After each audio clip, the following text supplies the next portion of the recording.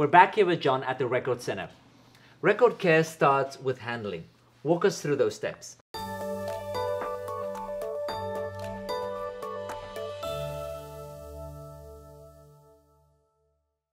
Yeah, handling is very important. Maybe one of the most important parts of owning records, you know. Once you've scratched a record, no amount of cleaning is going to fix that. If you learn from an early age when you're owning records and handling records, hold them by the edges. You know, when you're moving them around, handle them with the record edge on your inner thumb and fingers on the label.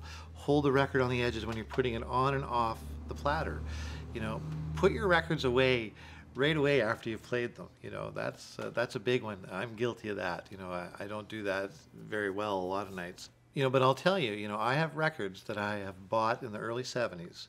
They still play beautifully today, and I think because I've consistently taken good care of them, you know, and so it's so important, you know, it's a very fragile thing, a record, but it can also last forever. Thank you, John. Make sure you join us next time as we talk about record brushes.